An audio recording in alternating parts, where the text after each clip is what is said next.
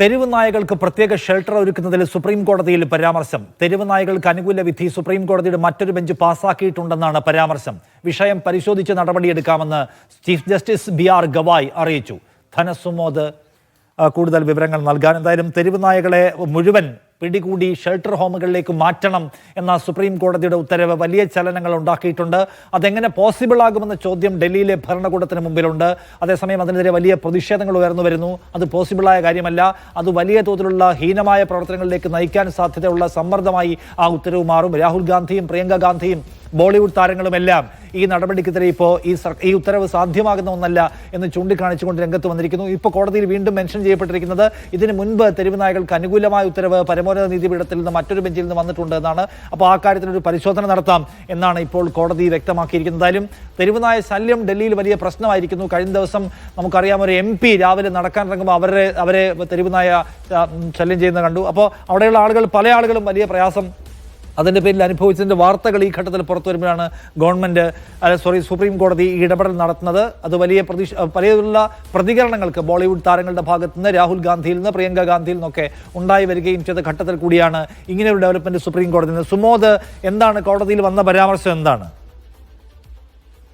Supreme കോടതിയിൽ തെരുവ് നായയുമായി ബന്ധപ്പെട്ട പരാമർശം പറഞ്ഞത്? അതായത് നേരത്തെ സുപ്രീം കോടതിയിൽ ഒരു തെരുവ് നായകൾക്ക് അനുകൂലമായിട്ടുള്ള, മൃഗസ്നേഹികൾക്ക് അനുകൂലമായിട്ടുള്ള ഒരു വിധിയുണ്ടായിരുന്നു. അത് കേരളത്തിൽ നിന്നുള്ള തദ്ദേശ സ്വയംഭരണ സ്ഥാപനങ്ങൾ എത്തിയിട്ട് പോലും ദയാവധത്തിന് പോലും സുപ്രീം കോടതി അനുവദിച്ചിരുന്നില്ല.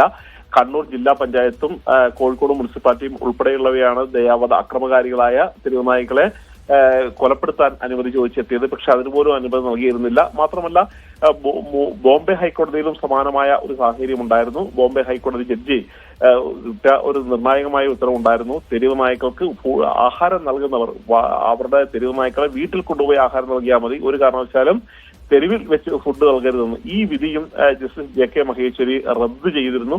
അങ്ങനെ മൃഗസ്നേഹികൾക്ക് അനുകൂലമായിട്ടുള്ള ഒരു വിധി നിലനിൽക്കെ തന്നെയാണ് കഴിഞ്ഞ ദിവസം ജസ്റ്റിസ് JP പർദിവാല ഇത്തരത്തിൽ തെരുവ് നായ്ക്കളെ പൂർണ്ണമായും ഒരു പ്രത്യേക പാർപ്പിട സൗകര്യം ഒരുക്കി മാറ്റണം എന്നുള്ളൊരു കാര്യം പറഞ്ഞത്. ഇതോടുകൂടി പൊതുസമൂഹത്തിൽ നിന്നും ധാരാളം മേനകാ ഗാന്ധി, പ്രിയങ്ക ഗാന്ധി, രാഹുൽ ഗാന്ധി തുടങ്ങിയവർ പ്രതികരിച്ചിരുന്നു. ഇത്തരത്തിൽ കൂട്ടത്തോടെ മാറ്റുന്നത് ഒരു ശാശ്വതമായ പരിഹാരമല്ല. മറ്റു പല സ്ഥലങ്ങളിൽ നിന്നും ഡൽഹിയിലേക്ക് വീണ്ടും തെരുവ് നായ്ക്കൾ എത്തും എന്ന് കാര്യങ്ങൾ സൂചിപ്പിച്ചിരുന്നു. മാത്രമല്ല, ഈ വിധിയുടെ ചുവട് പിടിച്ചുകൊണ്ട് രാജസ്ഥാൻ ഹൈക്കോടതിയും രാജസ്ഥാനിലെ പ്രധാനപ്പെട്ട റോഡുകളിൽ നിന്നും തെരുവ് നായ്ക്കളെ നീക്കം ചെയ്യണം എന്നുള്ള ഒരു വിധി പുറപ്പെടുവിച്ചിരുന്നു.